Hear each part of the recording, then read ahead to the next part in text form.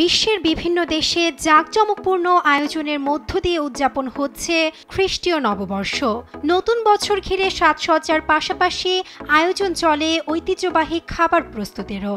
দেশ জাতিভেদে এসব খাবারের উপকরণও ভিন্ন ভিন্ন, সেই সঙ্গে খাবার ঘিরে চালু আছে নানা রেওয়াজও।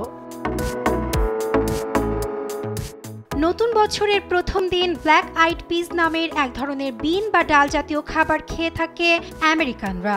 নিউ ইয়ার ইভ পার্টিতে ব্ল্যাক আইড পিসের সঙ্গে স্মোকড মিট ও রাইস দিয়ে তৈরি খাবার হপেন জন পরিবেশন করা হয়।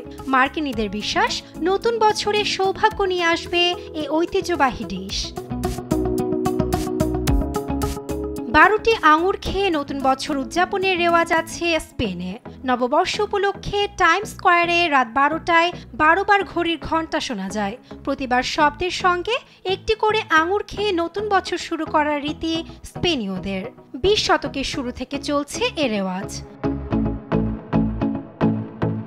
কলাপাতায় মোড়া এক বিশেষ ধরনের খাবার খেয়ে মেক্সিকোতে শুরু হয় বর্ষবরণ উৎসব। তামালিস নামের এ খাবারে থাকে কর্ন, মাংস, পনির সহ নানা উপকরণ।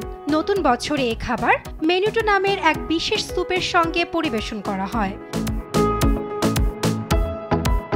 নেদারল্যান্ডসে নববর্ষ উপলক্ষে ডিপ ফ্রায়ারে ভাজা হয় ডোনাটের মতো এক ধরনের ডাম্পলিং, যার পরিচিতি অলিবোলের নামে। ভাজা তেলে তৈরি এ ঐতিহ্যবাহী খাবার নববর্ষ উপলক্ষে রাস্তার অলিতে গলিতে বিক্রি করা হয়। ইতালিতে নববর্ষ উপলক্ষে পরিবেশন করা হয় ডাল জাতীয় এক ধরনের খাবার, যা কোতিচিনো কোন লেটিসি ও সসেস দিয়ে তৈরি, যাকে সৌভাগ্যের প্রতীক হিসেবে ধরা হয়। জাপানি পরিবারগুলো নতুন বছরকে স্বাগত জানাতে মধ্যরাতে সোবা নুডলস খায়, যা টোসিকোসি সোবা নামেও পরিচিত। 17 শতক থেকে জাপানে এ প্রথা প্রচলিত। নুডলস যত লম্বা ততই সৌভাগ্যের প্রতীক। নববর্ষ উদযাপনের সঙ্গে মিশে আছে কেকের সংস্কৃতি। গ্রিসে ভাসিলোপিটা নামের কেক পরিবেশন করেন বাসিন্দারা। কেকটি শুধু সুস্বাদুই নয়, এর সঙ্গে জড়িয়ে আছে এক প্রাচীন বিশ্বাস। নতুন বছরের জন্য তৈরি কেকের মধ্যে একটি মুদ্রা লুকানো থাকে। যে ব্যক্তি এটি পায় তার জন্য বছরটি অনেক সৌভাগ্যের হয় বলে বিশ্বাস গ্রিসের বাসিন্দাদের।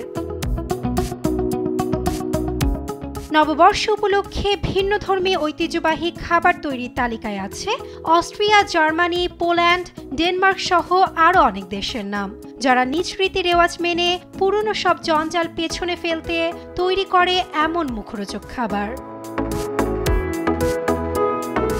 নাসরিন আক্তার, নিউজ ডেস্ক, দেশ টিভি।